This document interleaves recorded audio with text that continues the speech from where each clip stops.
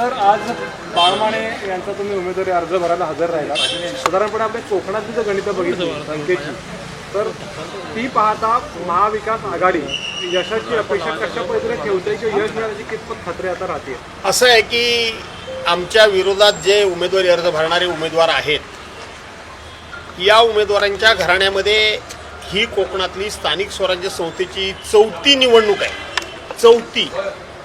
आणि या निमित्तानं मी कोकणवासियांना आव्हान करतो की ज्या एकाच घराण्यातले 4थ्यांदा निवडणूक लढवणाऱ्या या उमेदवारानं किंवा त्यांच्या घराण्यानं या संपूर्ण कोकणाकरता केलं तरी काय, किंवा स्थानिक स्वराज्य संस्थेची निवडणूक लढवत असताना या स्थानिक स्वराज्य संस्थेतला निवडून जाणारा जो मतदार आहे तो त्यांचा मतदार आहे. त्या मतदारांकरता यांनी काय योगदान दिलं? त्यांच्या कधी प्रचारामध्ये आले का? त्यांना कुठली मदत केली का? त्यांच्या पाठीशी कधी उभे राहिले का? हे जसं झालं नाही, तशाच पद्धतीनं स्थानिक स्वराज्य संस्था बळकट होण्याकरता म्हणून विधिमंडळामध्ये किंवा सरकारी पातळीवर जो आवाज उठवायला पाहिजे होता तो आवाज कधीही या मंडळीनं उठवलेला नाही. निवडणूक आली की त्या निवडणुकीमध्ये त्या वेळच्या परिस्थितीचा फायदा घ्यायचा आणि निवडणूक जिंकायची. आणि म्हणून कोकणवासियांना बाळमानेंसारखा एक अभ्यासू आणि प्रामाणिक कार्यकर्ता, तळमळीचा हाडाचा कार्यकर्ता आणि लोकांनी केलेल्या मदतीची जाण आणि जाणीव असलेला उमेदवार हा महाविकास आघाडीनं दिलेला असल्यामुळं आम्हाला निवडून येण्यामध्ये कुठली अडचण वाटत नाही. पण एकंदरीत या सगळ्या गोष्टीमध्ये अनेक गणितं महत्त्वाची ठरतात. म्हणजे आता सत्ताधारी त्यांच्याकडे संख्याबळ जे आहे ते जास्त आहे, ही गोष्ट मान्यच करावी लागेल. असं असताना तुम्हाला कितपत यशाची खात्री वाटते की तिकडचे काही जे लोकप्रतिनिधी आहेत ते आपल्याला वोटिंग करतील का? त्यांच्या संदर्भात काही त्यांचं काही नाराजी तुमच्यापर्यंत आतापर्यंत पोहोचलंय का? मुळामध्ये या निवडणुकीमध्ये उमेदवारी अर्ज भरण्याचा आजचा शेवटचा दिवस आहे. 3 वाजेपर्यंत कोण कोण उमेदवारी अर्ज आणखीन भरतायत त्याच्यावर सगळी पुढची गणितं मांडली जातील. कारण महायुतीमध्ये मतदान जास्त आहे की कमी आहे यापेक्षा वाद जास्त आहेत.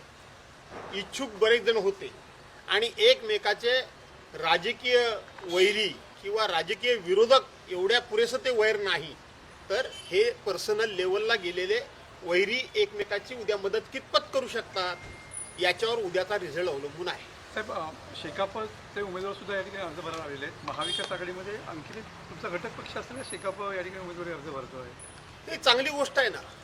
शेवटी उमेदवारी अर्ज आज संध्याकाळपर्यंत कोण किती भरेल यापेक्षा उमेदवारी अर्ज मागे घेण्याच्या दिवसापर्यंत ज्या काही घडामोडी घडतील त्या निवडणुकीच्या दृष्टीने अत्यंत महत्त्वाच्या मानल्या जातात. साहेब, अंबादास दानवे यांनी असं आज म्हटलंय की दोन्ही शिवसेना एकत्र यावी असं अनेकांना वाटतं. मला एकट्याला वाटून काय उपयोग, असं त्यांनी थेट अंबादास दानवे काय बोलले हे मला माहीत नाही, परंतु निश्चितपणे त्यांनी जर असे बोलले असतील तुम्ही म्हणता म्हणून, तर त्यांनी कदाचित व्यक्तिगत त्यांची भावना व्यक्त केली असेल.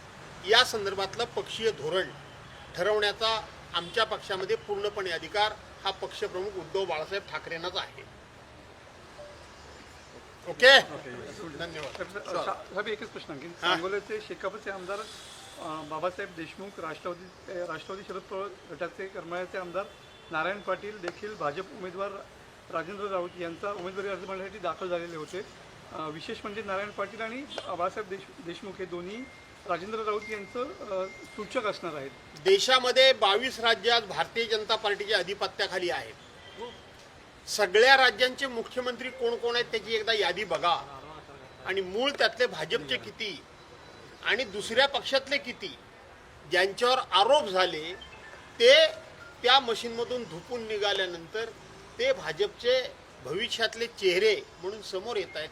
त्यामुळं भाजपाला हे निश्चितपणे माहीत आहे की आपण 100 वर्ष तपश्चर्या केली, पण 100 वर्षाच्या तपश्चर्येमध्ये आपण 50 देखील देश किंवा राज्य चालवणारी नेतृत्व उभी करू शकलो नाहीत.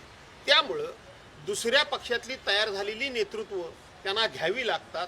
हा त्यांचा नैतिक पराभव आहे असं मी मानतो. तर माझ्याकडून एक शेवटचा प्रश्न की मगाशी बाळासाहेब साहेबांनी सुद्धा उल्लेख केला की घराणेशाहीचा.